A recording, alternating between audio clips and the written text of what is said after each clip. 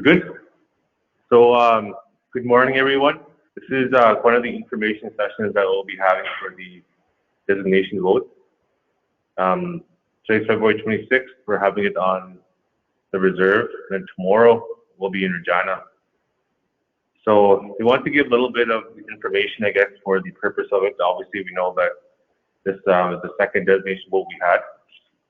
The first one was unsuccessful, and a lot of concerns that we got from the first designation we took into consideration moving forward on this one. A lot of concerns were just around the home reserve, it being added to the list. So one of the things that we did was took the home reserve off. And another concern we had was the whole blanket designation, which we aren't going through with. Our lands will be only designated for residential, commercial, and light industrial. So with that, there's two categories of lands that will be designating: the lands that were added to the nation's reserve under the additions to reserve, which is the ATR process, and lands that are in the process of being added to the nation's reserve under the ATR process. So a lot of people are contemplating on. We see a lot of the comments that are, I guess, given on some of the social websites. We want to make it known that the designation is not in any part the same as the First Nations Land Management Act. The land will not go into municipalities, nothing like that. The purpose of this and why we brought it forward was we wanted to see the development on First Nation land in Regina, and also along some of the parcels of land that could be utilized. And a lot of questions I got was, why are you designating all this land? Where's your business plans and everything? A lot of it, some of the lands that we have aren't going to be used right away. I gave the example of the lands of Cypress Hills. That land, let's say in 8 to 10 years, the new Chief and Council comes along and acquires a interested business that is in Cypress Hills. It saves a lot of the cost and a lot of the frustrations of designating land again. So we did a proactive process where we would have that land already designated. And this was something that we knew was a long time coming. And what I always tell them is, if we look at the lands that currently are being utilized by a lot of other First Nations, when we drive into Regina, we see a lot of other First Nations thriving. They have businesses, they have a lot of opportunity for their membership. And it's about time, Care to Kettle, like we move forward in that direction. And this land has been sitting idle for such a long time. It's something that needs to be done. And we're doing this not for ourselves. We're not doing this for anyone currently here. We're doing it for the benefit of our ones yet to come. I have boys, I have sons, counselors have sons, I know everyone here has sons, grandchildren, great-grandchildren. We have to provide an opportunity for them to be able to compete in this world. A lot of us face so much different discrimination, so much face different kind of obstacles when they're out in the outside world trying to make a living for themselves. Want to be able to provide something for them to look forward to. Growing up, when I was young, I grew up here. This is my home. I grew up here. A lot of my friends we're all adults now. We all have children now.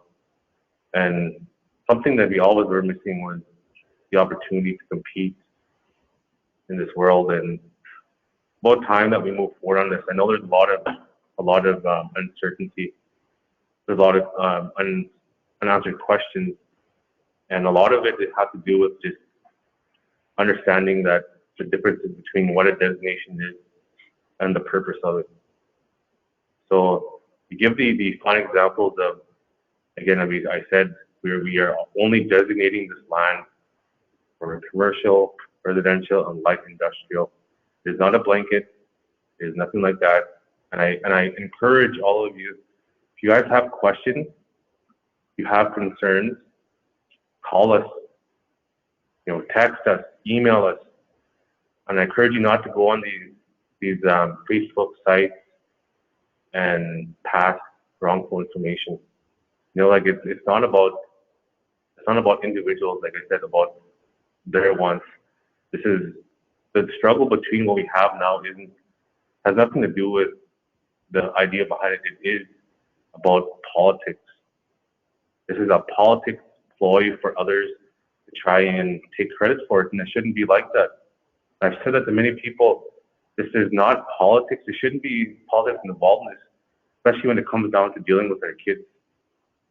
Our kids are our priority. Everyone always says that our kids are our future. But how can we move forward if we don't allow the process to start? And this is a process that's over 25 years. We released a concept plan. That's not something that's going to happen in the next year or two. Some work may begin, planning may start. Some developments could be almost on the verge of completion in a couple of years, but that whole concept plan is over 20 to 25 years long. So clearly, me in my position, I will probably not be here in this position when this is completed. So obviously, when I look at the proper process of what we're doing here, it's going to be something that's gone for a long time. And I just encourage our membership, like let's look to the future. Let's be competitors. Let's stop this fighting amongst each other. Let's look at what the real picture is. And I give example one time about when you look at purchasing something, or you purchase like a painting, a beautiful painting you hang, you see in one of these museums. You buy it for the love of artwork. You buy it for the love of admiring it. And you look at things like that, like there's a purpose behind why you do that. And then you'll have people in there who will say stuff like, "Well, you bought it for too much. That painting could wreck. You could get it wet. You could be crumpled." Like there's so much little things you can say about it, but they forget to realize what the main goal is here by doing that. And we have to falter away from that. We have to look at what can we achieve ourselves. What can we do? We have a lot of people asking about processes that come after the fact of us designating land, and not understanding that process.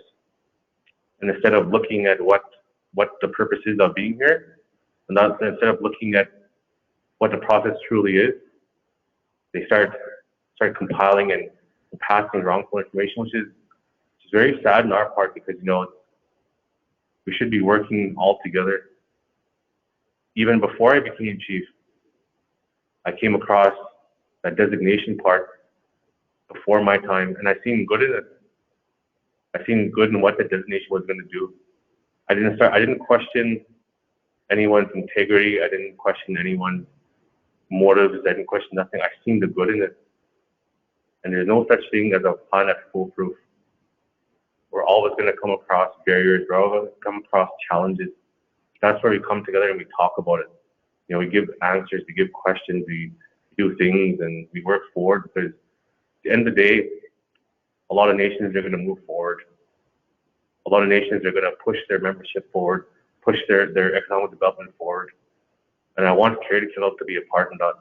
I want us to strive and succeed. So a lot of what's going to happen here is they're going to explain some of the designation process. The lands, the parcels, some of the legalities around the terminology and what a designation is. The first go around was really a learning process for us, because we heard a lot of the same concerns. We made adjustments. We made adjustments of what we could do moving forward, and start to reevaluate what's going to happen. And I just encourage everyone just to remember that the designation is completely separate from First Nation Land Management Act. That's completely separate. And if you have questions, by all means, we have counsel here. We have a team here. Reach out to us, talk with us, and let's move forward. But I'll allow some of the council to say some opening comments as well. Thank you.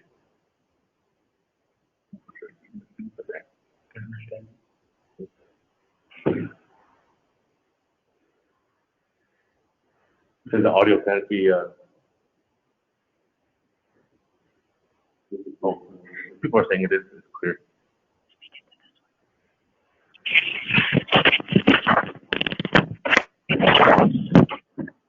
Okay, so other than that, I'm hoping everyone heard me. If not, this will be recorded. The session will be recorded, and you'll be able to, I guess, review it on some of the comments on there. But other than that, if any council want to have some words, they can. Yep. Okay. I'm not sure if anybody can hear me, but I want to thank the chief here for his opening comments and remarks. I think he covered a whole lot. But as for the land designation process, I know I made a post on my CTK, and I tried to elaborate a little bit about what the designation was going to do for Carry the Kettle, and to let the people know that this isn't the first time Carry the Kettle has gone through a land designation process. I recall the land designation process taking place in 2006 when Carry the Kettle had an opportunity to purchase land in Shackleton and partner with Grizzly Oil and Gas to extract resources. And at that time, Chief and Council, they needed a land designation vote from the membership, and there was people opposing it. There were people opposing it. I can't recall the reasons that time, but it's almost similar to what we're seeing today. It's more of a political ploy from opposition that just want to put a stop to process, and like there's no fact checking with the allegations against the designation process. Whereas what we're doing here today is trying to open the door for the future for Carry the Kettle. Even when I'm older, when I'm an elder, I sure like to hope to see revenue resources from the community that can care for me, look after me, and everybody when we get to that age. But this is the Regina lands is just a thing that it's a soft spot for me because I reside in Regina, and I travel out to those lands frequently and just wish and wonder and why can't we do this?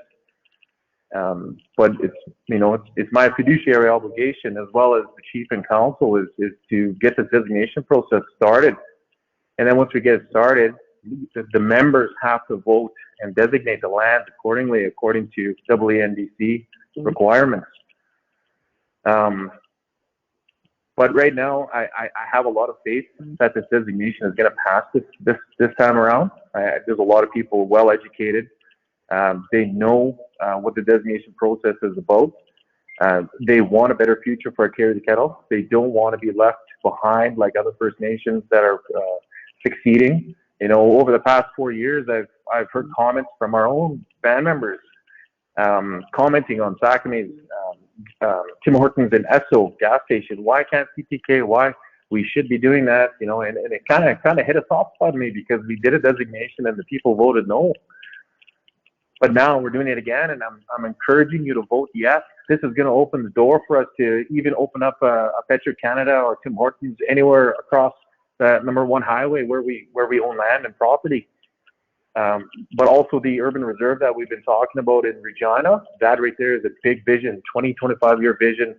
I sure hope to be still working for Carry the Kettle in some capacity. I think all of us, we got to work together. Even the future chief and council, I'm going to support them and push them as long as they can get things going for this community. That's the #1 important thing that we got to focus on. But with that, Tanamaya, I want to thank everybody who is watching live stream. I'll pass some comments on to Councillor Passip. Thank you, Sean and Chief. I'd just like to say good afternoon to everybody, all the band members are tuning in to this. It's like the chief and councillor said, it's very important for this day and for information that people gather the right information from this meeting and the one tomorrow, and to listen and ask the questions what they don't understand. That's what we're here for. And like this is a long time coming, as they said. We are way behind. We are very behind as a nation in regards to economic development on the lands. We bought those lands quite a few years ago, and there's a reason why we bought them, so we can move forward and do some economic development, gain some revenue for the band. You know, make it a better place for our members. You know, that's the reason why we're making this happen, and hopefully that the members buy into it and we move forward in a good way. And just want to say thank you and wait for your questions and answers. Thank you.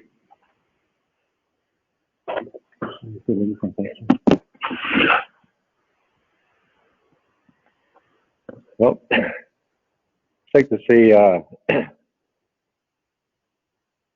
thank you for everybody for tuning in. I just wanted to say that as leadership sitting at the table, we have all kinds of challenges. And the biggest challenge that we have is to try and move our people forward, move our people away from dependency on the government programs that we have, to try and create businesses that's going to be sustainable, that's going to be able to look after our future generations, to build something that our people will be proud about, proud to go around saying, yeah, that's our land, that's our business, that we have that in the urban setting.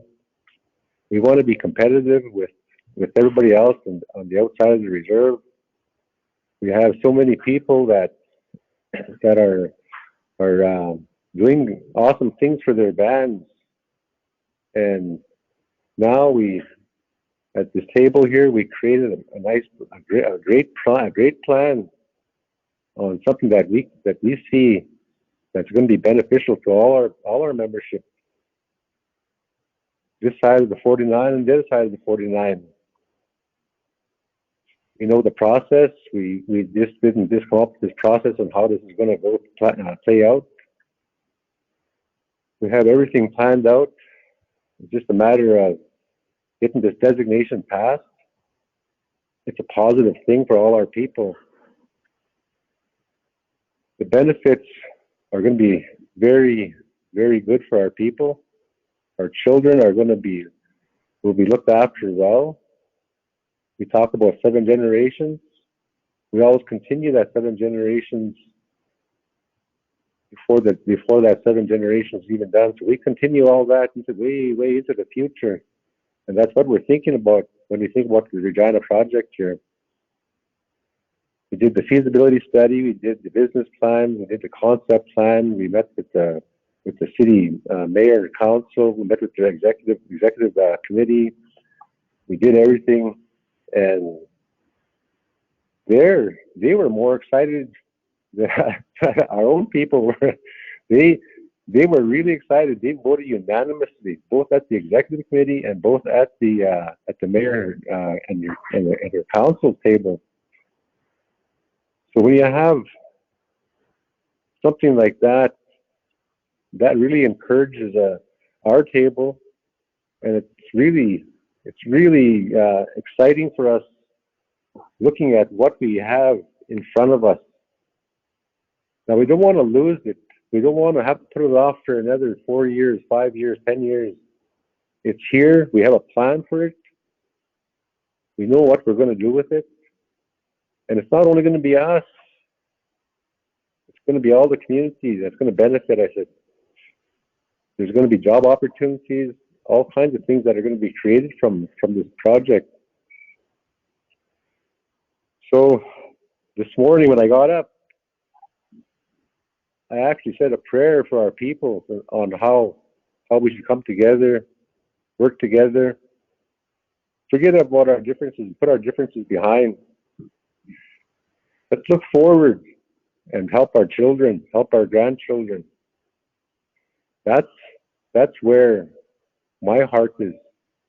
That's where my thought is. That's where my vision is to look at what our future, what kind of future our children are going to have. We're not using this as a political thing. This is something that we thought very hard about, that our children need this.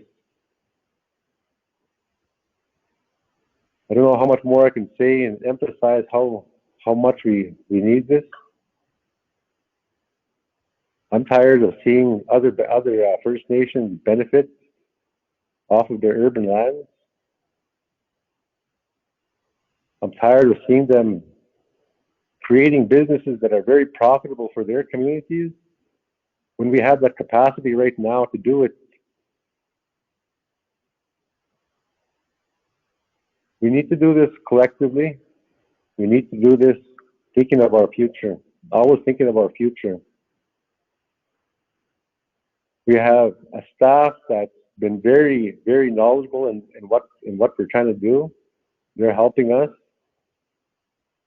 We're working with a lot of people, and everything we're doing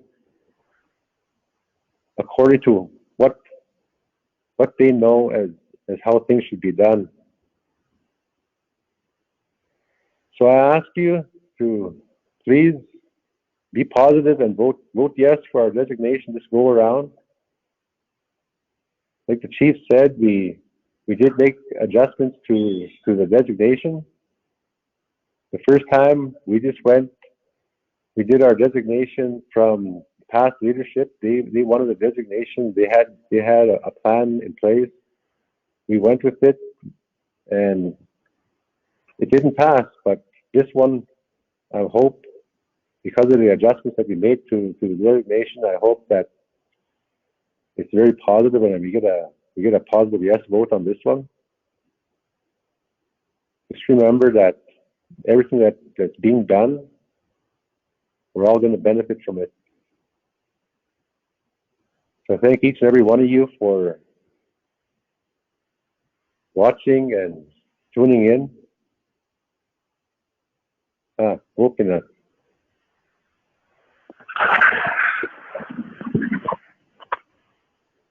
Lastly, I just want to say that because of the whole new technology thing there, obviously this is COVID-19. COVID-19 kind of put a lot of effects on not only just how we conduct things, but also how we go about in the new age. Even ourselves, we're still learning the technology as we go by. One of the council isn't here, Councillor Scotty Shappy. He was on the recognition that he thought that it was going to be Zoom, that we would all Zoom this. So he had every intention of being here, and I told him it wasn't a Zoom meeting, it was going to be streamed. So he passes his regrets for not being here. But he will be there for the Regina one. So just wanted to pass that the idea that he does support it, and he apologized for not being here. But like I said, he thought it was a different setup. And again, we all make mistakes like that. We all this whole technology life that we're doing now because of COVID is confusing. But again, we do what we must to try and push it forward. And so some of the questions that we will be doing at the end of this, after the presentation, we took a lot of questions that we've seen and we answered them. So we compiled a list. Well, I compiled a list along with Pat Biaco, he's one of the consultants helping us out. We did our best to try and answer most of them, but obviously there'll be a little bit more questions, but we'll say that at the end of it. Again, this is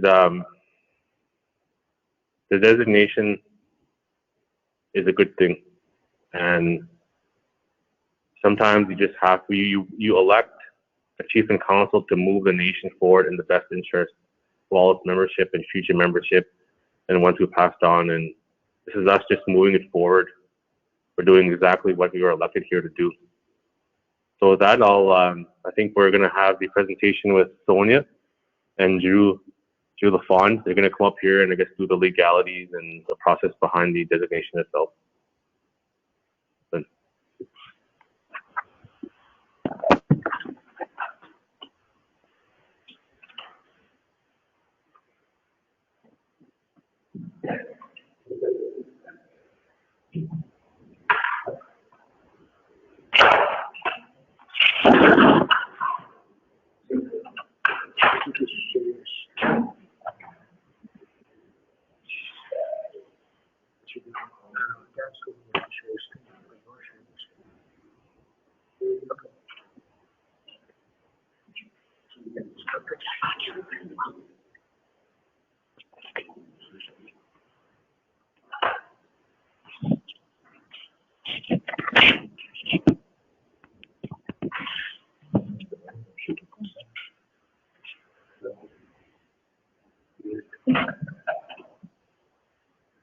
Okay. Hi, everyone. We're going to start the legal component of the webinar. We have today Drew LaFond from our Saskatoon office and myself, Sonia Egerman. We had noted that there might be some sound problems on the Facebook page, so we encourage everybody to sign on to the webinar, and the sound should be good. Also, after our presentation, we'll have Joyce Woolheather from Canada to talk about the designation process. And then we're also going to do questions and answers. So if anyone has any questions, please post them on the Facebook page, or you can post them on the questions section, which is right in the webinar. And we'll be keeping track of the questions, and then we'll ask them and answer them at the end of Joyce's presentation. So with that, I'll pass it over to Drew LaFond for the designation PowerPoint. Thank you very much. Thank you for the invitation to the Carry the Kettle First Nation out here to the reserve lands to give a presentation on the proposed designation that's going forward on March the 27th. I'm hoping the sound is coming through good, but before I get started, I'd like to acknowledge the traditional lands on which we're on, our signatories of Treaty 4, and hopefully we're able to continue this meeting without any interruptions, without any technological hiccups. So,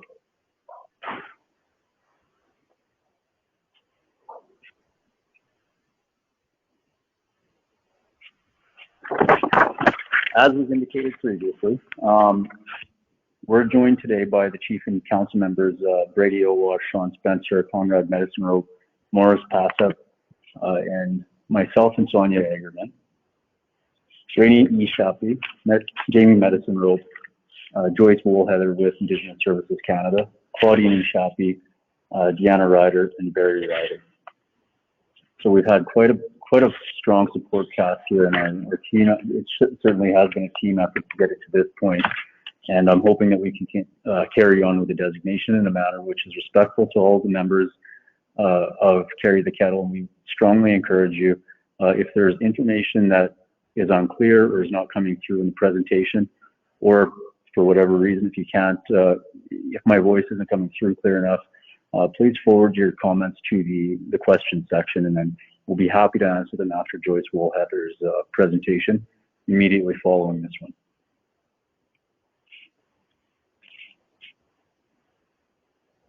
So we'll start the presentation with the purpose of the information meeting. So the purposes of today's meeting is to provide the members of Carry the Kettle First Nation with the information regarding two proposed designations that the Chief and Council of the nation are putting before the members. The reason why we're carrying out this meeting is twofold.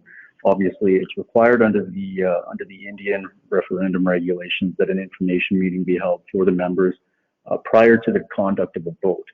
And second, we wanted to ensure that in addition to the information packages that were posted by the nation and its notices, that there was an opportunity for nation members to have a full and frank disclosure about what the components of the designation are, what does the designation mean, how it's going to impact the short and long-term interests of the members of Carry the Kettle First Nation.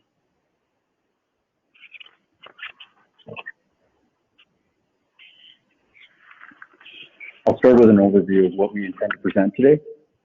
So there will be an overview of the designations generally. We'll talk about some of the previous designations with Carry the Kettle First Nation. We'll talk about the terms and conditions of the proposed designation. We'll talk about the process surrounding the designation vote.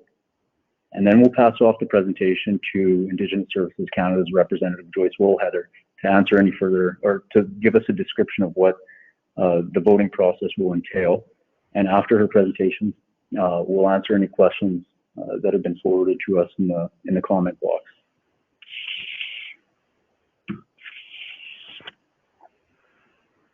So, on to the first item, the overview of the designation. So, why is the designation being proposed to the members? And the basic answer is that the Indian Act 1876 currently restricts how a First Nation can use its reserve lands. Under the Indian Act's regime, reserve lands can't be leased until they've been designated, and no right or interest in the reserve lands can be granted until they've been designated. And the system has been in place since approximately 1876, but it's been extraordinarily restrictive and very problematic for First Nations who are intending to use their lands to develop them for any purpose, be it educational, commercial, retail, industrial. And the historic provisions of the Indian Act were changed in 1988 to allow for First Nations to pass designations so that they can start conducting activities on them without the onerous and extensive restrictions imposed by the Indian Act.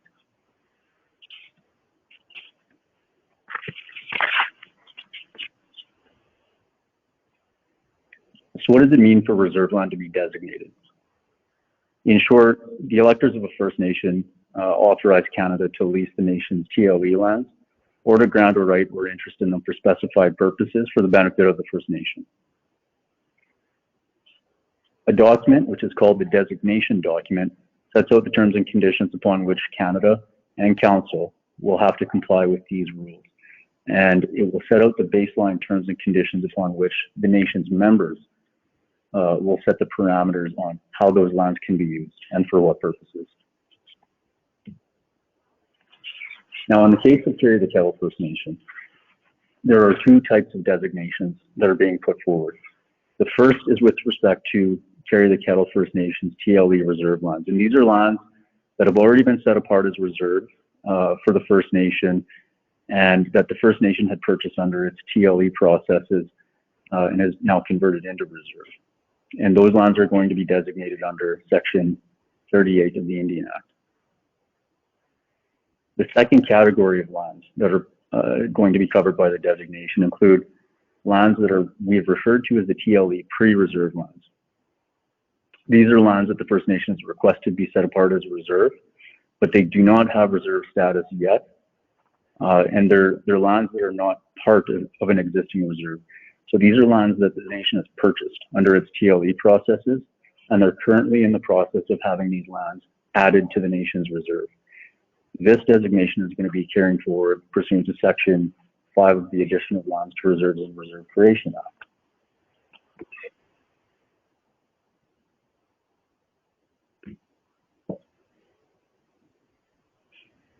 There have been some comments passed on to us from the nation's Chief and Council that some of the members have expressed a concern that the nation hasn't designated land to date. Why do we need to start now?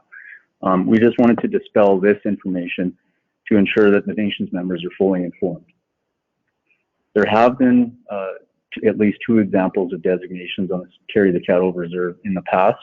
One was a historic petroleum and natural gas designation in 1950, but a more recent memory, surface oil and gas interests were designated in 2005 for the nation's Shackleton properties.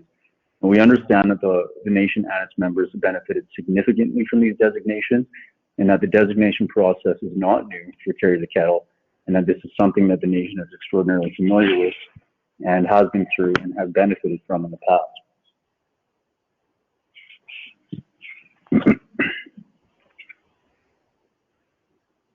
The proposed designations that the nation is undertaking today are a modification of a designation vote that took place in 2018. So as many members are aware, 3 years ago the nation held a designation vote and the members voted down the designation on that vote. Now, in consultation with the nation's members, the council was interested in finding out exactly why that designation had failed and what concerns the nation's members had with the designation, and to try to address and accommodate those concerns. And they brought us to a place where we are today, where there's a different approach adopted in at least three key areas for this 2021 designation. In consultation with the nation's members, council modified the 2021 designation in the following three ways. The nation's home reserve lands are not part of the designation. So every parcel of land on the home reserve here will maintain and continue on with its existing status. There will be no additional leases, rights, or interests granted in the home reserve. The total land base that's being proposed for the designation is far smaller than what was proposed in 2018. And just to give you an idea, the total surface acreage in 2018 was over 75,000 surface acres, and the current designation comprises only 12,908 acres. So the 2021 acreage is, at least insofar as the surface interest is concerned, less than 17% of the acreage that was put forward to members in 2018. And the reason for this is that the nation's chief and council thought it would be much more beneficial for the members and much more expedient for us to have the designation passed if the content of the designation was much more strategic and much more targeted. And that's something that they've done in this case. The next is that there are no subsurface interests included in the designation, so all the mines and minerals that are lying underneath the surface of the land are not going to be designated.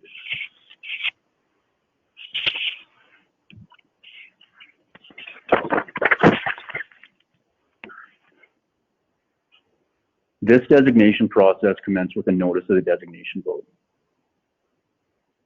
The notice was posted at 4 different locations. The first was at the Nakota Junction convenience store with the voters list, and it was reposted on February the 19th, 2021, after it was initially posted on February the 12th. It was posted on the My CTK Facebook page on February the 13th, and it was posted at the CTK Band Administration Office February 16th, and on the same day at the CTK Medical Clinic.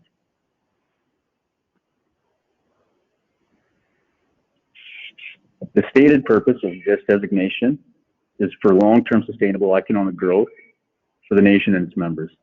The lands have been identified as a source of significant potential revenue, and the designations are integral to the nation's long-term development strategy. Now, there are several categories of reserves. We've assigned names to each of the parcels, but it goes from the eastern portion of the south of the Trans-Canada Highway, eastern portion of the north of the Trans-Canada Highway, lands immediately south of the Trans-Canada Highway, railway lands west of Indian Head. There are lands intersecting with the Trans-Canada Highway, lands north of the highway, tree farm lands, and that's commonly referred to as the PFRA, Cypress Hills lands, Katepla Lake lands, Wolseley lands, lands immediately south of the Trans-Canada Highway, Sinchaluda lands, and lands intersecting with the Trans-Canada Highway, east of Indian Head, north of the Trans-Canada Highway, lands in the town of Coppell, fee simple lands in Cypress Hill, and lands in the town of Fort Coppell. We've included maps that were attached to the information document that was circulated when the notice of designation vote was posted. Now, the maps identify in a clear picture here, and we've shown it on the PowerPoint presentation, where the lands are situated, and the proposed designations are on the colored parcels in the maps. You can see those in both, for both categories of lands. So the TLE lands that are existing reserve lands, those fall under the square map in Figure A.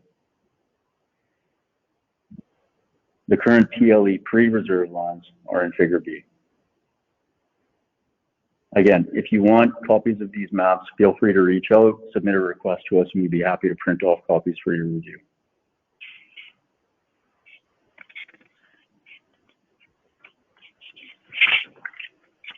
So on to the first category, reserve lands.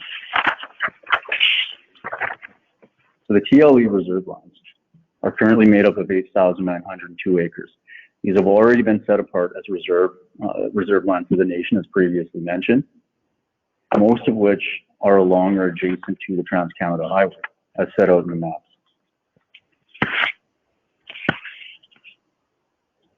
The second category of lands were acquired pursuant to the CTK TLE settlement agreement, and the nation has made a request that they be set apart as reserve lands for the nation, but they have not been converted to reserve status yet.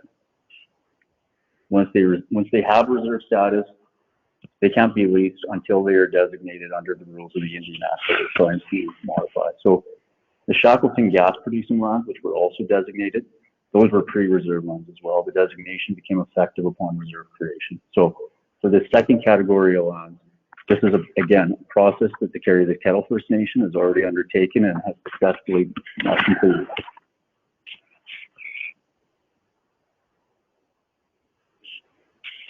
The next is, how long will the designation last? So the designation is not permanent. It does not go on indefinitely. It'll expire in 99 years. The 99-year term begins upon the date of acceptance of the designation by Canada. Now, the reason why the 99-year term was selected is because it encourages short, medium, and long-term investment, and allows for long-term leases to be granted over the designated parcels of land. Now, again, the designation is not permanent, and even with respect to the 99-year term, Council has the option to revoke all or a portion of the designation, so to make the term shorter, if they would like. The specific purposes for which the designation is being carried out include a wide range of potential uses: agricultural, commercial, retail, recreational, residential, industrial, institutional, and educational. The same purposes are set aside for the second category of lands. So any of these lands may be used for any of the named purposes. Just to set out some examples about what we mean by these broad headings and categories. The first, with respect to commercial and retail projects, that can include office and retail complexes. Recreational projects, obviously, those speak to parks, campgrounds, other resort developments. When it comes to residential projects, we're talking about housing, apartment, and condominium complexes. Industrial projects could include anything from wind, solar, other renewable energy projects, to the development of storage and warehouse facilities, small-scale industrial and manufacturing facilities. Institutional and educational projects could include schools, technical training institutes. And the reason why we have such a broad description of approved uses is because you want to avoid designation votes in the future. If a project suddenly presents itself and it seems to be beneficial to the nation, the council has the ability to work with the minister to ensure that that project goes forward. And what you don't want to do is be in a position where you receive a proposal for a project, i.e. a renewable energy project, or a commercial development or commercial real estate opportunity. And if that purpose isn't set out in the designation, you have to go back to the nation's members and get an amendment to the designation, and we're back to the voting process. So we only wanted to present the designation documents to the members once, so we're able to get you guys to the vote, make a decision, and for the term of the designation, we don't have to go back to the nation's members to amend the proposed uses. Now, this would avoid unnecessary delays in economic development and gives council and its corporate and wholly owned entities and economic development partners the ability to have some flexibility in the planning for economic development.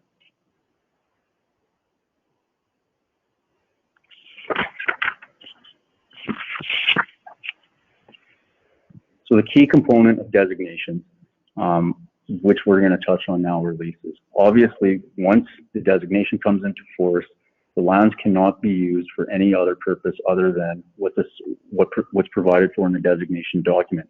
And those of you who have reviewed the document you would have made a note that these lands are being set apart for leasing by Indigenous Services Canada. And the lease, I'll go through a couple of the key components of the lease now and what that might look like. But the lease does not exist yet. There are no lease agreements in place or enforced. So again, another misconception I think brought by some of the members was that there are already assigned purposes for these lands, that the lease is already going to be segregating the lands from the reserve, and that you're not going to have an opportunity to get any input on the lease as a carry the kettle member. Again, I'll set that assumption aside. All the leases, when they are drafted and when they are entered into, they have to be consistent with and in accordance with the designation document. They also have to be consistent with any land use plan and nation law in the force at the time of the lease. This is extraordinarily important because it goes back to the point that these lands, once they are designated, continue to be reserve lands. The nation's chief and council continues to have governing authority over these lands. They have the ability to make bylaws in respect of the lands. They have the ability to pass land use plans in respect of these lands. They have the ability to charge property tax and other revenues and other fees over these lands. In many ways, once the designation passes, this authorizes Carry the Kettle to act as a government in respect of these lands and to govern them in accordance with their rules and procedures.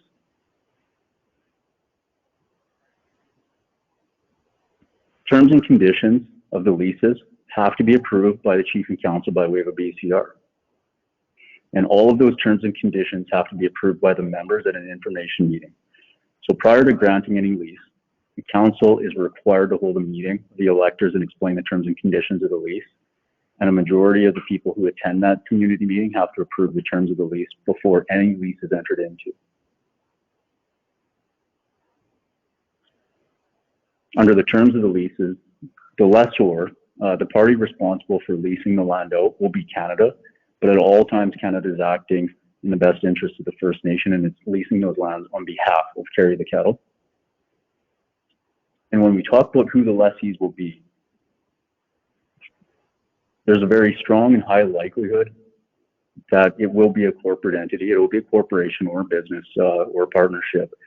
And then that lessee, that tenant, will be entirely owned by the nation, or it could be a tenant that's owned by the nation's members. In rare cases, third parties or companies that aren't owned by the nation could serve as a tenant. But again, those will be exceedingly rare and will have to be approved by the nation's members before that lease is executed.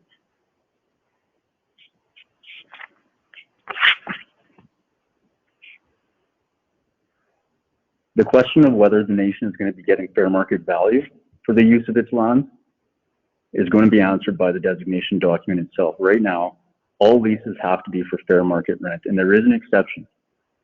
Any tenant that is wholly owned by the Carry the Kettle First Nation has the ability to pay nominal rent. When we refer to that, that's rent in the amount of $1 per year or $1 for the term of the lease. Now, if the nation ever ceases to control, if it sells its ownership in that company or partnership, fair market rent is immediately payable. For any leases that are at less than fair market rent, all subleases granted have to be for fair market rent. So the objective with this is that if any non-nation owned company, business, individual is going to be leasing or gaining an interest in the nation's reserve lands, they're going to have to pay fair market rent. The exception, the ability to pay $1 rent for the term of the lease, that's only limited to the nation's wholly owned companies.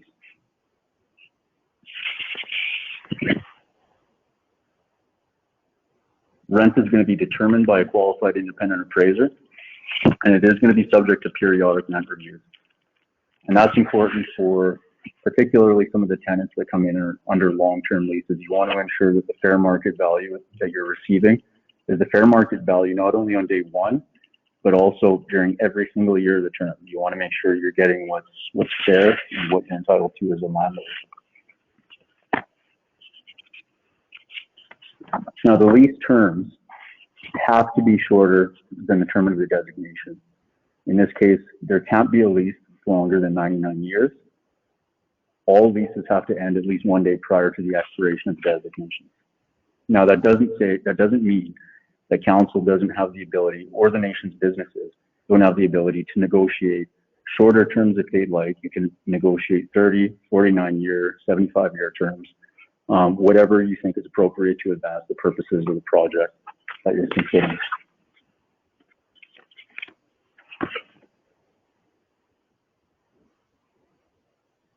So an example of how a lease would proceed, a typical lease would be leased by the Crown to an entity, a corporation that's 100% owned by Carry the Kettle. The two parties will negotiate the terms and conditions of the head lease, and the nation's economic development company will then negotiate and enter into subleases, and those tenants will operate businesses on the nation's designated lands. And the reason why we put forward this example is because in the vast majority of cases, this is how designated lands are used. The nation's wholly owned company, which is again entirely owned by representatives of the nation through the Chief and Council, representing the nation's best interests, will serve as practical purposes as the landlord of these lands. So you guys have the ability to take control of the lands outside of the restrictions imposed by the Indian Act. We provided a little bit of a visual diagram here to assist.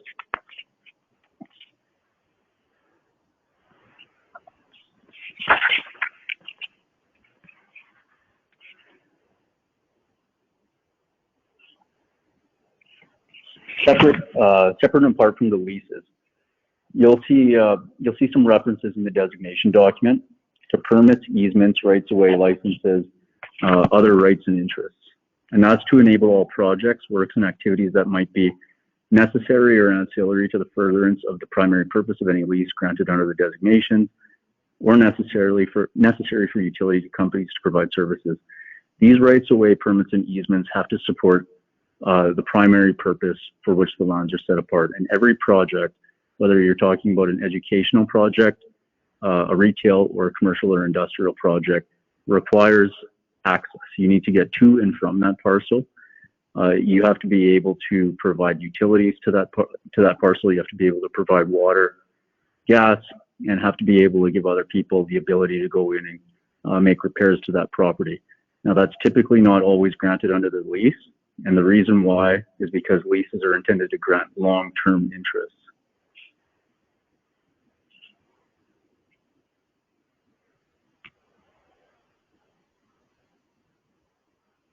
As with the leases, all of the terms and conditions of these interests, these rights of ways and easements, permits, they have to be approved by the nation's council.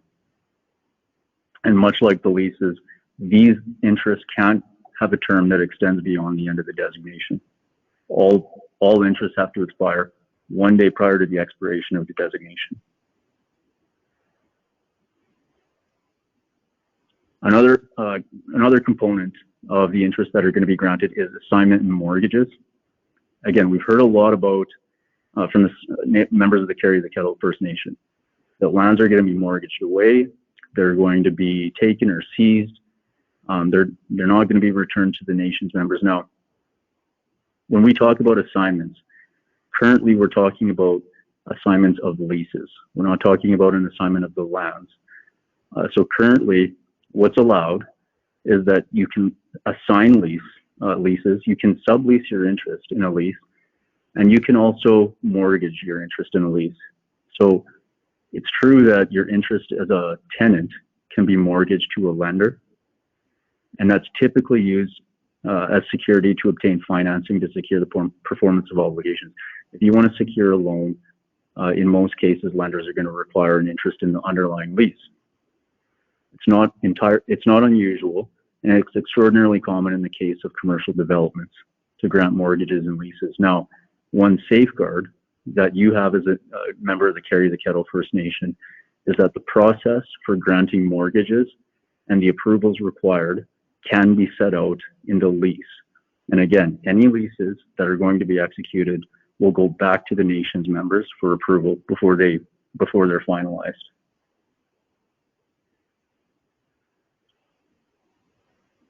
We talk about rent being collected, and we talk about the lands being used for marketable purposes.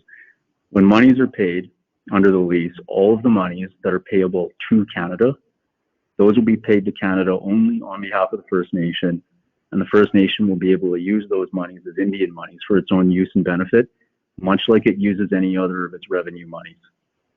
Canada does not have an interest in holding on to and maintaining any of the monies that are generated by on the designated lands.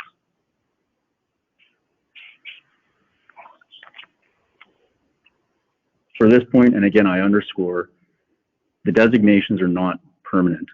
They're not indefinite. There's a process for making amendments to designations, and that process is set out here. Council can request that Canada remove any portion of the designated lands from the designation. So if there are no rights, if there are no interests, if there are no leases or easements granted in the land, Council at any time can ask for those lands to return to their initial status, which is just ordinary reserve lands. Council can also request that Canada revoke a designation. So again, provided there are no leases, interests, or rights granted in the land, then that request can be made by way of a band council resolution.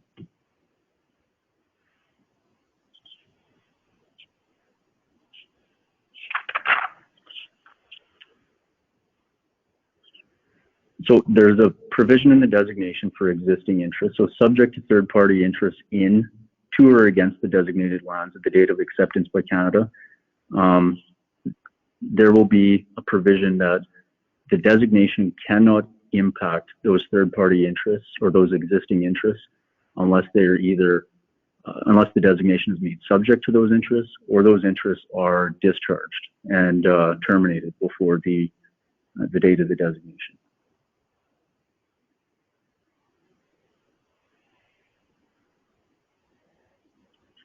What is the end effect of this designation? When the members vote in favor of the designations will allow the nation's reserve lands to be leased, as we had discussed earlier, with the restrictions and with the requirement that all leases are still subject to a vote by the members. The designations will not extinguish the nation's interest in the reserve lands. So they, at no time does the nation lose its interest in the reserve land as a reserve. They'll continue to be held for the use and benefit of the First Nation. Any income earned by the nation or any status Indian on the TLE reserve lands, it'll be non-taxable under Section 87 of the Indian Act. And as I mentioned previously, any laws, bylaws, land use plans that the nation and property tax laws that the nation passes of its own accord, those will continue to apply to these lands as they would for the home reserve lands. And lastly, just to belabor the point, designations will not be permanent. Once a designation expires or revoked, the lands will revert back to common band lands, and they'll retain their initial reserve status, much like it is on the home reserve currently. So the process works out that the members will be asked to vote on the designation on March the 27th. If they vote in favor of the designation, Canada will accept the designation. It'll be for 99 years, during which time economic development will ensue. The nation's council will have the ability at any time to revoke all or a portion of the designation. And after the 99-year period, if the designation hasn't already been revoked, it'll expire and the lands will revert back to common reserve lands. To summarize some of the proposed benefits, and just to summarize some of the comments of council as well too, the reason why we're putting this vote to the nation's members today, or on March the 27th, is because the designation will allow the nation's reserve lands to be leased. It'll encourage investment.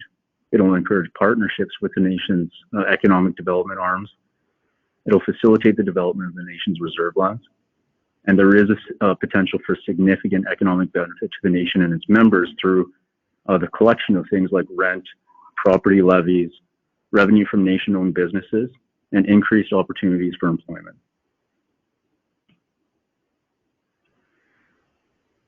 The profits generated from the use of these lands, they can be used to buy land or capital or infrastructure. They can be used for economic development. They can be used for band projects, programs, services, and anything related to housing, culture, education, health, recreation, seniors, youth, and environment. Now, the scope of the designations, again, is to avoid additional designation votes in the future. We want to avoid any delays for economic development. We want the nation to have the ability to take advantage of economic development questions as and when they arise. And we want to give the nation as much flexibility as possible when it's developing its reserve lands. There are protections in place when the nation designates its reserve lands. So the designations will limit the rights of the tenants, of the lessees.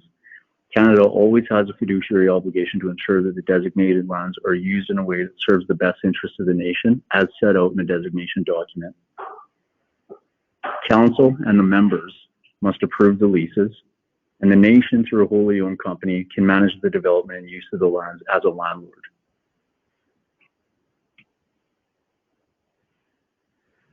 that summarizes a lot of the key points regarding the designation. Now, going to process, the date of the vote, for those who have had an opportunity to review the notice, is March the 27th, 2021. It'll take place at 9 a.m. to 8 p.m. at the Nakota Oyate Education Center gym on the nation's home reserve. In order to vote, you have to be 18 years or older, and you have to be registered on the Carrier Kettle First Nations ban list to be eligible. There are 2 ballot questions. First is whether the surface of the TLE reserve land should be designated, and whether the surface of the TLE pre-reserve lands should be designated. And I'll get to, there will be a further explanation on the ballot questions themselves, provided by the voting process, and the ballot questions themselves will be explained further by the representative from Indigenous Services Canada, Joyce Woolheather. So that summarizes my presentation today. Again, the presentation just delivered will be available on the nation's MyCTK website. So it's currently being recorded. Any questions in connection with this presentation, please feel free to forward questions to Joyce, Claudine, Deanna, any of the council members, Sonia or myself, and we'd be happy to answer. And I would just add to that we will be having the PowerPoint in paper available at the band office if anyone doesn't have access to the internet. And also we will post a copy of the PowerPoint on the CTK website as well, in case you don't have access to my CTK Facebook page. Thank you very much. And before we answer any of the questions, I'd like to turn the presentation over to Joyce Woolheather, and she'll give a brief summary about the process for voting and the ballot questions. Thank you, Drew. So my name is Joyce Woolheather, and I work at Indigenous Services Canada, ISC. I have been appointed as the electoral officer for this designation vote. My role is to conduct the vote as set out in the Indian referendum regs. I will briefly go over the voting process and how to fill out the mail-in ballot. So members who are 18 years of age or older as of March 27, 2021, the day of the vote, are eligible to vote on this designation. The notice of vote and voters list were posted at Nakota Junction Convenience Store on February 12th and at the Band Administration Office and Medical Clinic on February 16th, 2021. If you find that a voter has been omitted from the list, incorrectly listed, or that a person not qualified to vote has been included in the voters list, you can advise membership clerk or myself, and we will follow up on amending the voters list if required. There are 2 methods of voting. Can you still hear me?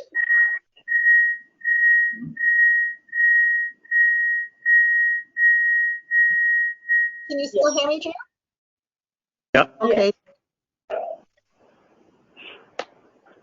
All right, so there are 2 methods of voting. You can vote by mail-in ballot, or you may vote in person at the poll on the day of the vote. The polling station will be in the Nakota Oyate Education Center gym on March the 27th from 9 in the morning till 8 at night, but you can only vote once. There are information packages available on reserve from the Deputy Electoral Officers, Claudine Ashapi, Deanna Ryder, Rebecca Ashapi, and Holly Parisian, as well as from Sherry Ashapi at the Regina Urban Office. You can hand deliver your sealed ballot envelope to one of the Deputy Electoral Officers at the band office or at the polling station on vote day. Please contact Claudine Ashapi or Deanna Ryder to make arrangements to drop off the ballot envelope on reserve. And we have the ballots up, Drew. Perfect. So to complete the ballots, mark them with an X or some other mark in either the yes box or the no box without identifying yourself. Fold the ballot to conceal your mark. And then can you put up the ballot envelope, please, Drew? And then you place the ballot in the declaration envelope, fill out the front, and have someone witness your signature and seal it. If the declaration envelope is not signed or witnessed, the ballot will be voided and will not be counted. On voting day, the mail-in ballot envelopes will be opened and the ballots are placed into the ballot boxes at the polling station on reserve by myself and the DEOs. No one will see how you voted at any time. Ballots must be received by myself by the close of the poll, which is 8 p.m. on March the 27th. If you are voting in person at the poll, check in and the DEO will check to ensure a mail-in ballot hasn't been received and will then check your name off the voters list and hand you the ballots. The vote is conducted by secret ballot. You cannot vote by proxy, which means someone else cannot vote for you. If a voter receives a ballot that is improperly printed, stained, or a voter mismarks his ballot, the voter can request a new ballot from either myself or the DEO. The original ballot will be marked void and will not be counted. The electoral officer or a deputy electoral officer can assist a voter in marking the ballot if requested to do so. An interpreter may also be assist if required. The ballots will be counted right after the poll closes at 8 p.m. The count can be viewed by any member of the First Nation and will be held in the Nakota Oyate Education Center gym. Please keep in mind that Carry the Kettle Nakota pandemic guidelines and the provincial COVID-19 guidelines will need to be adhered to regarding the number of people in the room at any given time and that social distancing must be maintained. The electoral officer will open the ballot box, inspect each ballot. Other than those rejected or voided will be shown to those in attendance. Voided are not opened or counted and rejected ballots cannot be shown as the voter may be identified. A ballot will be considered rejected if the intent of the vote is not clear, that person has marked both the yes and no box, or the voter has identified himself, initialed or wrote their name on the ballot. A number of individuals will have tally sheets to ensure the count is accurate. A large tally sheet will be placed on the wall so everyone in attendance can see how the count is proceeding. This is a simple majority vote. Consider this a yes vote. 50% plus 1 of those who vote must vote yes. This means that if 200 votes are cast, there must be 101 yes votes to have a successful vote. The review procedure. An elector can request a review of the referendum by the minister if they believe that there was a contradiction of the Indian referendum regulations that may affect the results, or there was a corrupt practice in connection with the referendum. A request for a review of the referendum shall be made by forwarding the request to the minister by registered mail, addressed to the Assistant Deputy Minister within 7 days after the day of the referendum, accompanied by a declaration containing the grounds for requesting the review and any other relevant information. For further information on the appeal process, please refer to the Indian referendum regulations. The DEOs will be accepting ballots sealed in declaration envelopes. If you would like to vote before March 27th, please contact Claudine or Diana to make arrangements to get ballots and to drop off the ballot envelope at the band office. You can also mail the ballots to the Regina ISC office with the prepaid postage envelope excuse me, provided in the package. And I'm open for questions.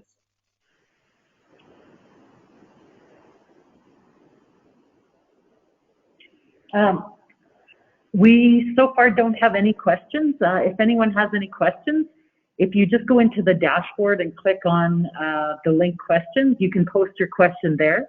We're also monitoring the My CTK Facebook page, and if anyone has any questions, they can post them on Facebook as well.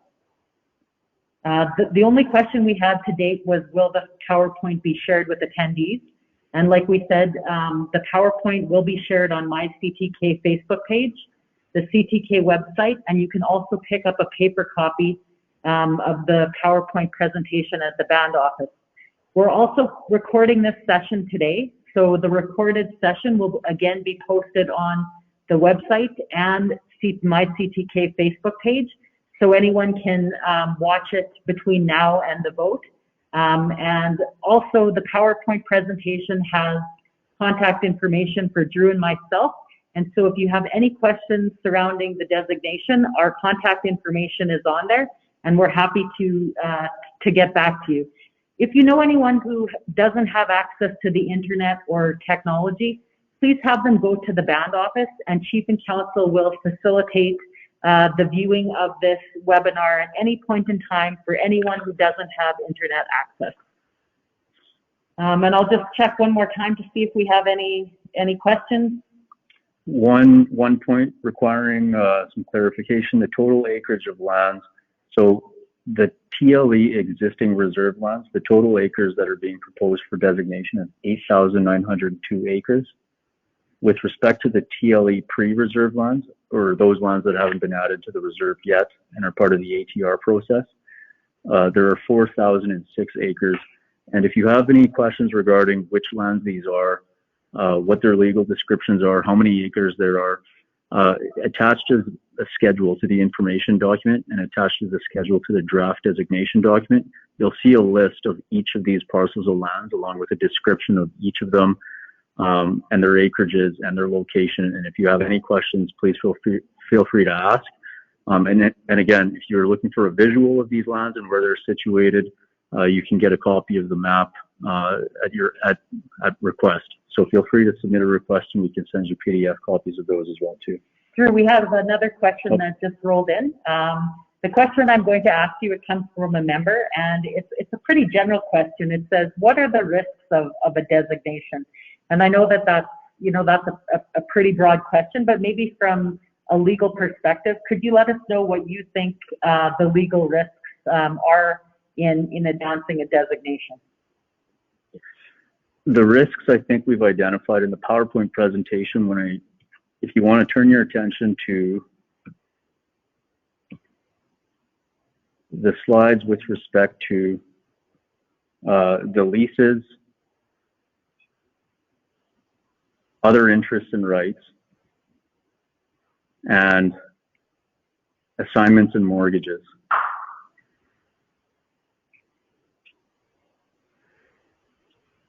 Now again, the risks associated, as with any investment, is that you invest in a business which could or could not generate funds. And again, those decisions aren't being made today. The businesses that that the nation is intending to invest in are not before the members today. All we are doing today is to explain the background for the designations and what the designations will give to the current members and to the members of Chief and Council.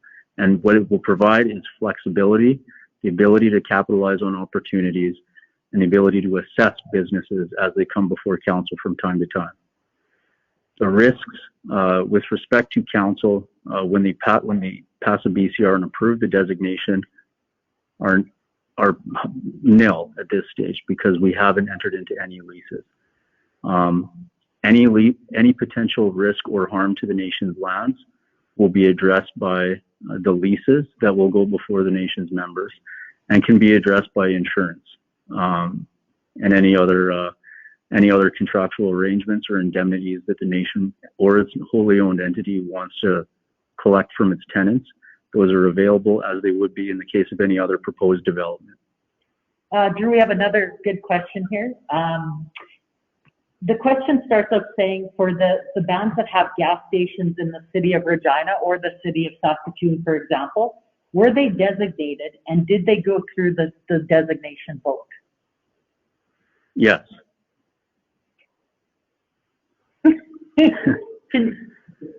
Yes. And the short answer to that is yes. The short answer to that is yes. When a gas station operates in an urban location, it typically operates on a long-term lease. And in order to grant that long-term lease, and in order to get financing to construct, build, and operate a gas station, you'll need to ordinarily grant an interest or a mortgage in that lease. And at least the gas stations, or the urban gas stations of which I'm aware, all of which have gone through a common process, which is acquiring the land, converting the land to a reserve, having that land designated, having a lease granted to a nation-owned company, and having that company going out, getting financing, giving a mortgage in the land, and then operating the gas station during the term of that lease. Okay. Drew, just another question. So I know that on my CTK page, there's been talk about a proposed development by CTK, and there's some drawings rendered. Would that project be able to go ahead without a designation? But if you're looking for third-party investment? The obstacles for getting third-party investments for large-scale developments that require a sizable or significant cash injection are going to be highly unlikely with ordinary reserve lands. And that's why you see the home reserve lands, or a lot of reserve lands across Canada, do not have projects situated on them for that very reason. It's because a lot of people who are prepared to participate, work towards, and develop those projects don't have the tools necessary to do so when it's not designated. Designations give you the opportunity to negotiate and obtain financing and work with partners to develop those lands in a way that's sustainable and that's safe and that's risk, and where the nation has had an opportunity to mitigate or minimize its risks for that development. Okay, I've got another one for you. Question here, will changing the designation make it possible for liens to be placed on the land or loss of land to the corporation?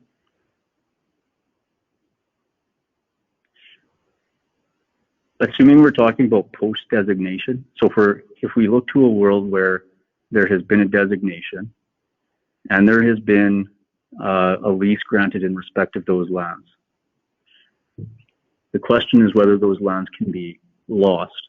Now again, the ability for these lands to be leased is going to be authorized under the designation.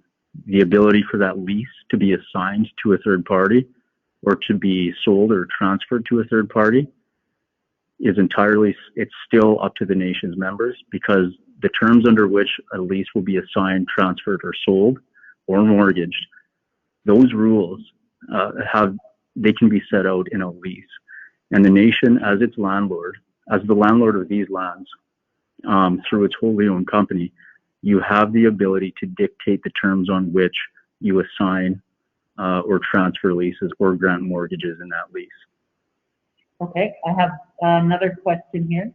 In the absence of a ratified CTK land code, where does jurisdiction lie with respect to the lessees in an area of residential or commercial tenancies, real and marital property, wills and estates, environmental protection, conservation, and navigable waterways? So the lands, and again, we're talking about the lands once they have been added to the reserve and once they've been designated. Federal statutes that apply to the nation's reserve will continue to apply to those lands even after they've been designated. So when we talk about the laundry list of statutes currently that apply, the Indian Act, the First Nations Fiscal Management Act, when you're talking about the First Nations Matrimonial and Real Property Interest Act, those all continue to apply to reserve lands as if they were ordinary reserve lands. Good, thank you. I'm just going to check the Facebook page to see if there's any questions. In the meantime, anyone in the audience have a question that they want to ask?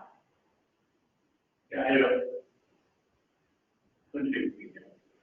We talked a few times, but looking at everything that's discussed today, I would, after researching it and knowing how politics plays a major role in our communities, I would advise that we work on developing an actual board, land board, comprised of at least 5 land members who have that knowledge, understanding, and experience in every field that we talk about. The Chief and Council, not only now, since 1876, have been advocates for the community. And by doing that, we eliminate conflict. As the Chief and Council are ones to sign up for these agreements. As we see around us, organizations that go that road, even through designation, they work with their people, they have them at the table. This way, boards can actually make decisions and not just recommendations. We have here, we have committees. So that's what I'd like to see in order to create more substantial and economic growth, so that we start teaching our next generation all this. Thank you. So the question was whether we can establish boards separate and apart from chief and council to manage the designated lands, so that they can be managed in a way that's free from politics and free from chief and council's mandate. And the short answer to that is, as indicated, once these lands are designated, they will be they can be leased, and that the entity that holds the lease can be a company that's wholly owned, 100% owned by the First Nation, and the First Nation has the ability to appoint a board of directors. The board of directors can be chief and council, it can be just ordinary members of the community, or it can be third parties who aren't nation members. Point being is that at the end of the day, the nation will have the ability to dictate, design, and put together a board that it thinks would be in the best interest of the members. Okay, thanks, Drew. One more question back on the webinar. If an outside business does not pay their rent or lease, are they in default, and does Canada cancel their lease?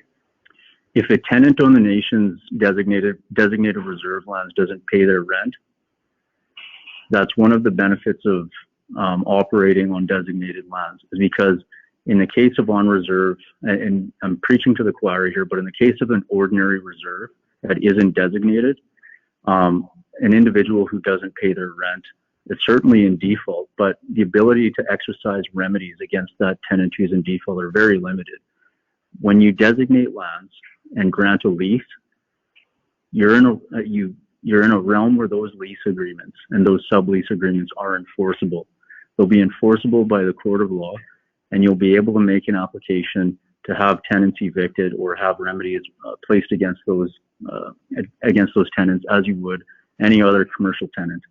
So eviction's one, seizing on some of the goods or some of the personal property that's on the land or the parcel, that's another option. You can terminate the lease and change the locks. You have a whole suite of options as a landlord for dealing with those tenants who are in default, whereas ordinary reserve lands, it gets quite complicated and you don't necessarily have all of those remedies available to you. Okay. I don't see any more questions on the webinar. If anyone has any last questions, please post them now. I also don't see any on the Facebook page, but if anyone has any there, please post them. Any other questions in our limited audience? We're keeping it to 15 people in the center here. Anybody else have any questions? Okay. On the lands that are described and identified, what is the purpose with the separate build land? Because there is one aspect, because when we purchase the land, we're being aware that this migration happens here all the time. Every year. So if we're going to look at being a business in the future, I don't think we can. There's agreements with First Nation, province, and Canada. So the question is, what is the intended purpose for the use of the Cypress Hills lands?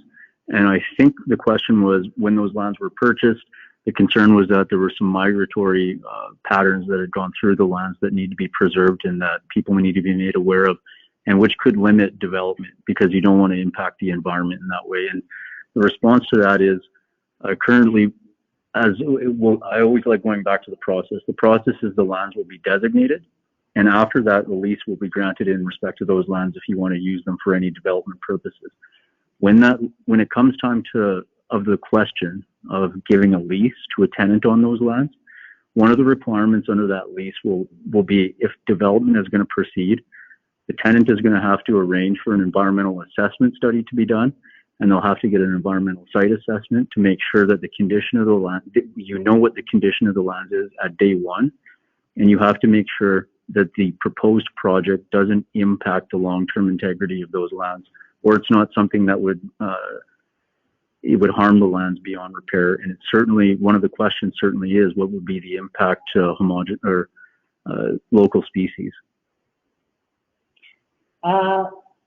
Thanks, Drew. I've got one more question here online. Will the band lose any power over the land with the change in designation? By power, I think they mean, you know, legal authority or control.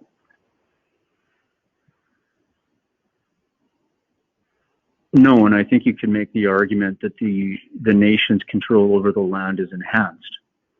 The purposes for which you can use the land is actually far greater than you can if you were using ordinary reserve lands. It gives you, again, the ability to use the lands for agricultural, retail, commercial developments, educational, institutional uses, and all of those uses. While you can currently use the nation's reserve lands for most of those purposes, this gives you the ability to not only use those lands for those purposes, but also to use the lands in a way that's economically feasible and economically sustainable. Okay, thank you. Any other questions from the audience? Sure. I have a few people that I once talked to from the reserve here, and we had a lot of issues regarding land here, and I don't see none of them here today, and that's how they should come to ask the question. But anyway, they were dead against this designation votes. They said, vote no. So I questioned why they want to vote no. Because this is what they say. You're going to sell on the land. You're going to sell on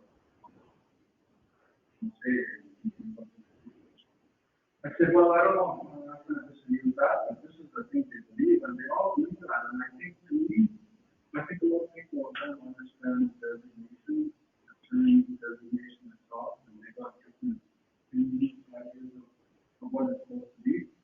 And there's no already one paragraph in there who said that you designate land, you're going to be able to borrow money.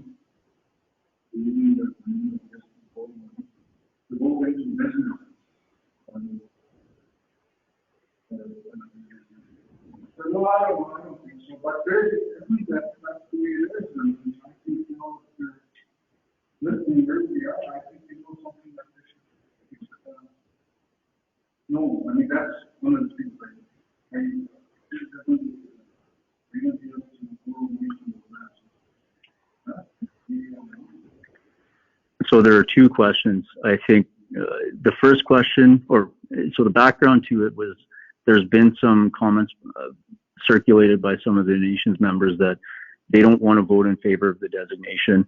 Before I get into the two questions, we'll get back to the vote.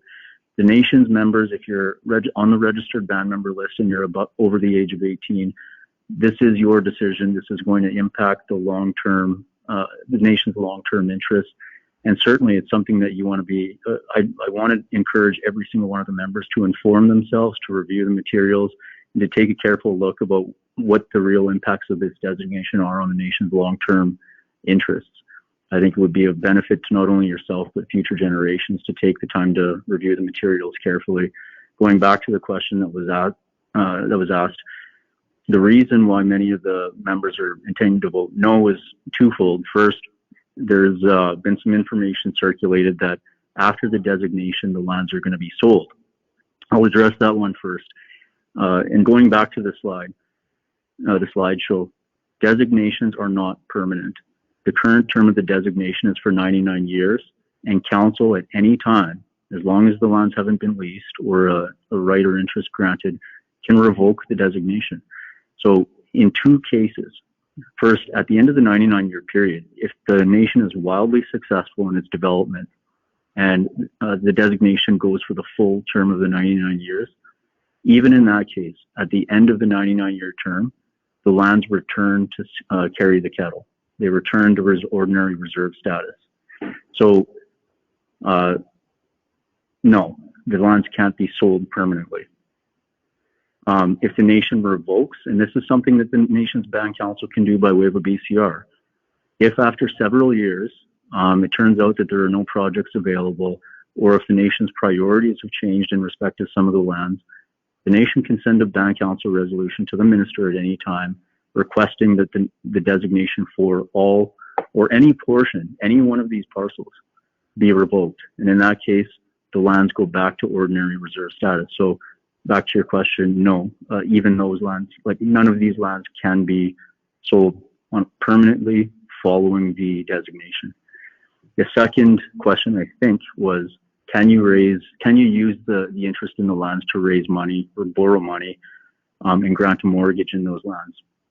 Now, the question is, can you lease the lands after the designation? And that's absolutely correct. You can lease the lands, and the tenant who occupies those lands, they can certainly borrow money, and they can certainly, they would, subject to the terms of the lease, be able to grant a mortgage in the lands. Now, there are restrictions. There are always protections that you can place on those mortgages for those leases. And the nation's members will have the opportunity to determine what those restrictions or protections are when the lease is presented back to the nation's community. But I want to be careful when we talk about mortgages of leases, because just like the designation and just like all the discussion we had earlier regarding sale, designations are not permanent and leases are not permanent.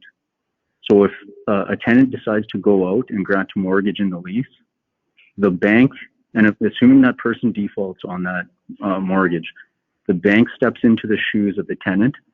The bank does not get any greater rights in that land than the tenant had. The bank is only allowed to stay on that land for the term of that lease. So again, no. I think that's kind of a bad thing when you talk about mortgage, like you're saying. That, I think that's enough, because in the long run, we have lost that land. You say it can be mortgaged. Well, I disagree with that. I don't think it can happen, because this is the third land, and it should not have happened. Way back in the day, our grandfathers told us, never go into that allotment. And what we thought we were not to meet is kind of a part of that. Because once you move to allotment, you're going to be able to buy, to borrow money off the land. If I have a section of land, I can go to the bank and borrow money in that section of land. And they'll give it to me. Why? Because they know if I can't pay it, it goes to them. And I just lost a part of the reserve. It's no more in reserve. So I think there's a lot of things that what I hear you saying is that's a possibility that's going to happen.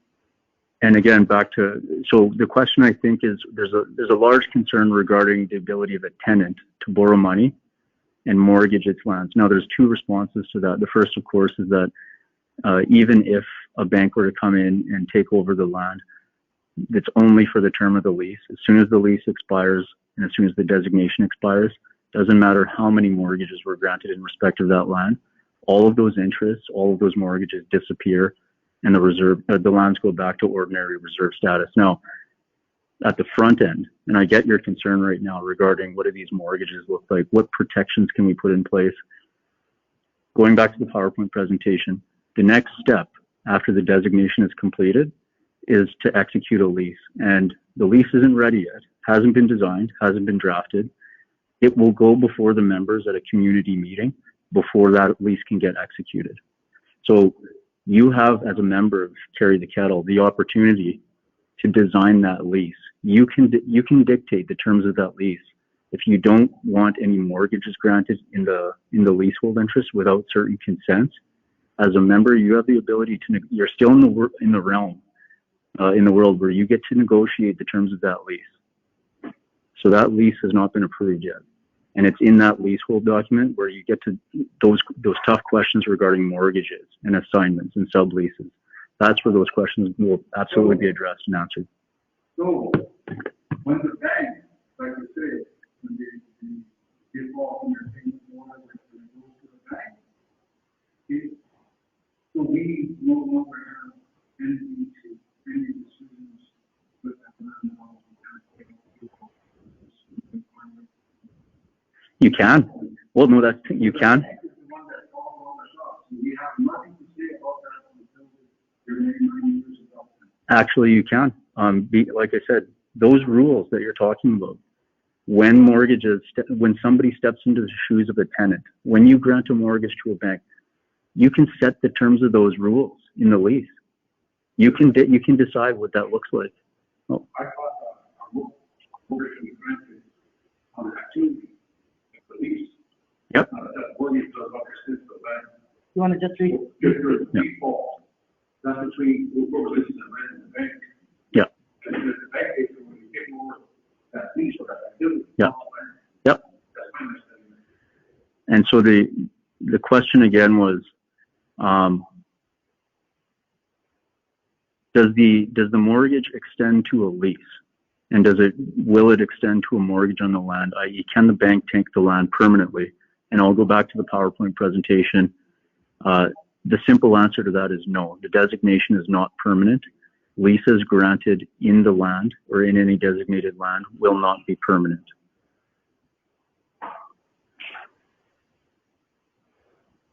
Yeah, if I can share that. They look at the 1905 thing.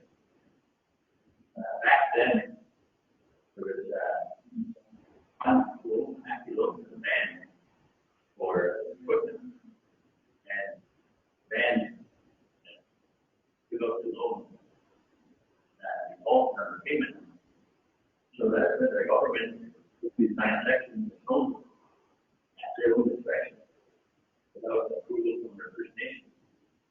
So over time, legislation has to change, and even this referendum procedures came into play only 8 years ago now. And so that's where we need to make sure that we don't fall into that table. Because when you look at the United States and acres, they lost 90 million acres of land through that Dawes Act. That Dawes Act is very much the same way government savings have been. We also got to consider what the street plan might be. I still try to bring that into effect. So the ban, again, relies on their legal entities, lawyers, make sure that we're thinking on that. Right? Yeah. So the question was, or the recommendation I think to council was, the ban does not want to fall in the same traps as it did as part of a 1905 surrender, the terms of which that's new to me. I'm not familiar with that one. It doesn't want to repeat the mistakes of the Indigenous people in the United States under the Dawes Act and how that led to the misappropriation or the taking of those reserve lands down south. And the simple answer is that what's being proposed today, the vote on March 27th for the designation is not a surrender like you would have described in 1905. It's not a taking of reserve lands by a foreign authority or government, and it certainly isn't something that's going to result in the lands permanently being removed from the nation's reserve. I would argue, not argue, but I would inform the members that this also isn't a process that's new to the nation. There have been 2 previous examples of designations that have been passed, most recently in 2005 for the Shackleton lands, and I understand that designation allowed the nation's members to benefit significantly economically. So again, even with respect to designations, this is a process that the nation and its members should be intimately familiar with, given the amount of experience that you guys have with designations already. I've got another question here. The question is, if the nation opts out of a land designation, what happens to outstanding long-term leases or money owed? So if the nation doesn't proceed with the designation, we'll have to get some clarification for that one. I think maybe the question is, if the designation occurs and then they opt out, then what would happen to the leases granted and money owed? Okay. I think maybe that's the question being asked. Okay. So when we talk about, so assuming the nation passes the designation and a lease is granted over those lands, and those lands are subleased to third parties, they're leased to developers, they're leased to commercial companies, they're leased to tenants who aren't nation members. If the nation suddenly decides that it wants to terminate those leases, and again, you're going to have to do so in accordance with the lease agreement, which we don't have one in front of us right now. So we're speculating here. But if there's a default by the tenant and the tenant decides to not pay the rent owing under the lease, the nation, if it enters into a head lease with the Crown, will be the landlord of that property, and it can enforce all of its contractual rights as a landlord. It can exercise any remedies under a lease, which again, just because somebody bolts on a lease and doesn't pay their payment, they're in default. You can still pay. You can still chase those tenants for any outstanding payments that are owing. Okay, and I think I have a question here for Canada. Joyce, this one might be for you if you can hear me. The question is, if the band has a future designation vote, will Indigenous Affairs cover the costs associated with future designation votes? That will be depending upon the time. I can't say for now. Is there some guidelines as to anything you can just in broad strokes give us? Okay, so are we talking if this vote isn't successful, or it has nothing to do with this vote? I believe if this vote isn't successful, then will Canada cover future designation votes? So for example, if they try it next year, if this one doesn't pass and they try again next year, would Canada cover the cost? Canada would take into consideration covering the costs. It would just depend. Okay, let me see if I have any other questions here.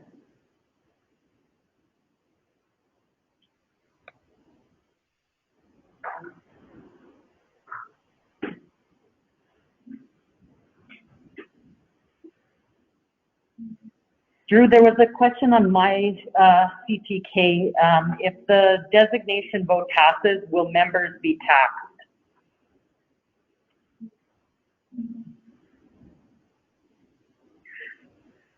So if the designation vote passes, the next step is for the nation to determine whether, what purpose or what use those lands are, to what purpose or use those lands are going to be put.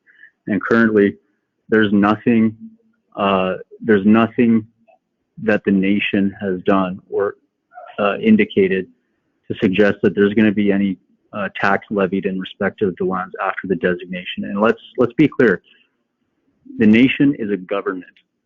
The nation's chief and council are currently a government. They're a governing authority.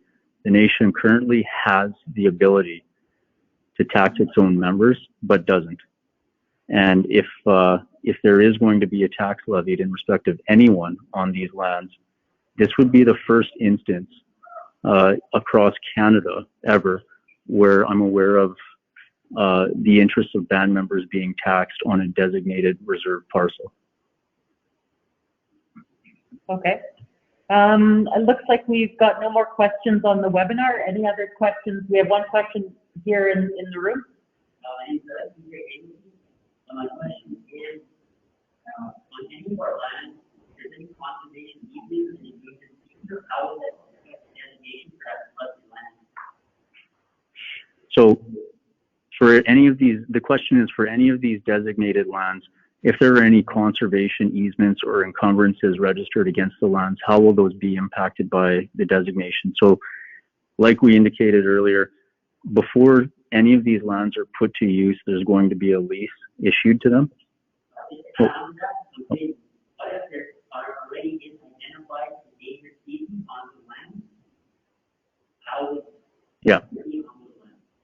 Yeah, and so laws, environmental restrictions, environmental laws, and environmental assessments and site assessments those are all going to be required as part of any lease or proposed or purported use for those lands.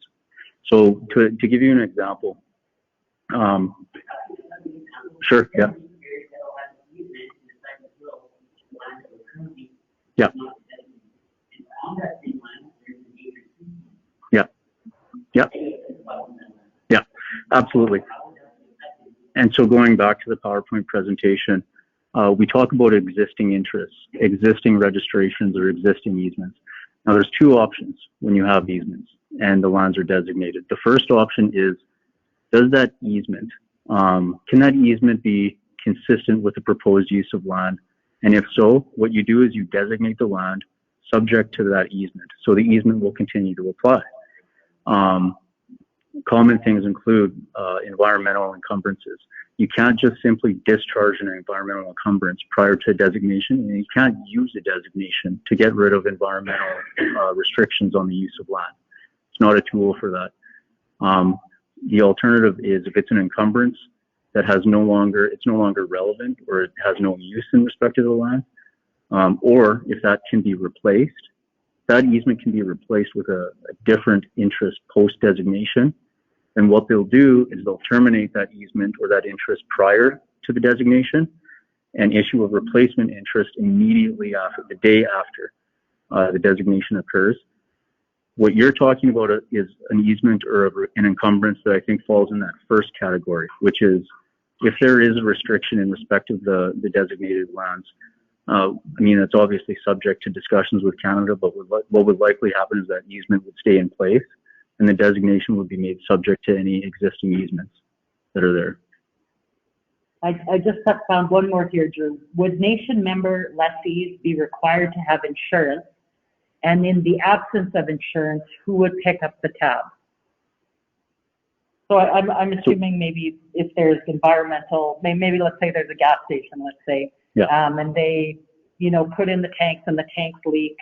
Does the gas station have to have insurance? And if they don't, who would cover the cost of any of the negligence?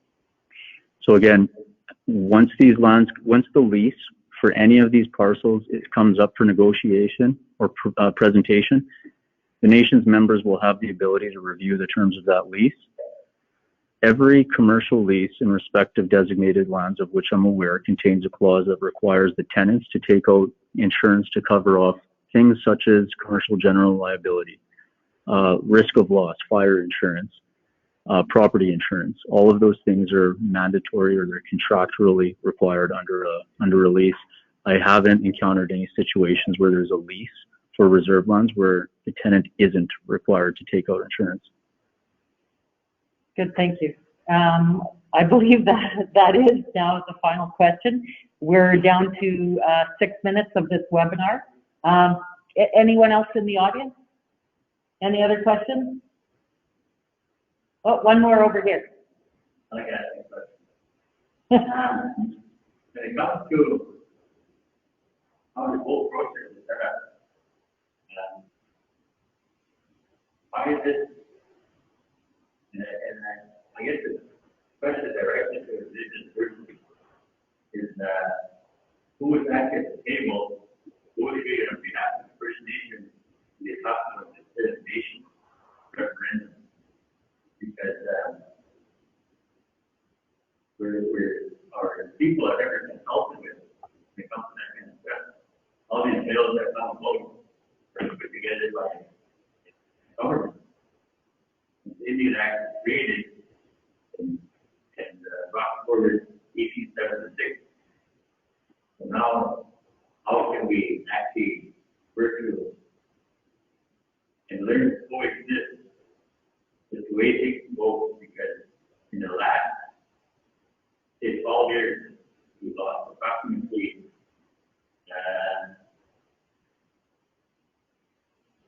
$9 million, even $10 million federal funding. So now we're actually trying not to use our own source revenue. And even in the price of sales, we use our own source revenue to yield high beetle. Yes, when we first bought the land, all third-party interests and dealers are what we look at for the government and it. So high beetle's been there for at least 150 years. Even before we got the land.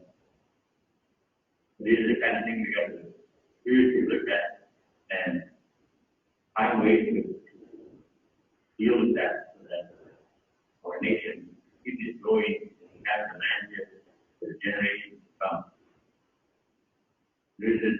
Now, last question is, does this vote have to happen in March? Or can we hold up till, say, June, July? March 31st of every year, that is fiscal year end. So we have audits to deal with, we have audits we got to deal with, get them all settled, and get the people satisfied and working with that in order to move forward collectively. So the question was, does this vote have to go forward on March the 27th? There are concerns that the timing butts up against the nation's fiscal year end. People are working hard to get financial reporting in and to finish off their year-end obligations on the reserve. And I'll defer to, well, maybe in part to Joyce on this one, but the simple answer, I think, is that the vote is going forward on March the 27th. And in terms of accessibility, if there are concerns regarding the ability to get the day off and to vote, I think there's been accommodations made with respect to distance balloting, the ability to drop off ballots to an electoral officer or a deputy electoral officer, and the vote on March the 27th, I think, is going to be held for a good chunk of the day, and you can come at any time during that day. I believe it's 9 in the morning. 9 in the morning until 8 p.m. Yeah. And I'll defer to Joyce to speak to any other accommodations that have been made to ensure that members, given it's a busy time of year, have the ability to vote. And with COVID issues, being mindful of that. Yeah. Okay, you're correct, Drew. Everything you said. The vote date was chosen by Chief and Council, and under the Indian referendum regs, we cannot postpone that vote. Measures have been put in place because of COVID, and as you said, if a person can't make it on March the 27th, they can vote by the mail-in ballot at any time. They just need to contact myself or one of the DEOs to make arrangements to get a ballot if they don't have one already and mail them in, or if they're in Regina, we can make arrangements for me to pick them up, whatever's convenient. Perfect. Thanks, Joyce. I think we've got 1 minute to spare, so I think we've reached the end of our 2-hour webinar. We'll be doing this webinar again tomorrow out of the Regina office, and I believe Joyce may be present. We'll, think about questions. If you have any more questions, pop on the webinar tomorrow, and we'll try to keep, again, enough time to answer. We'll have this webinar posted as soon as we can for anyone who wasn't able to hear it.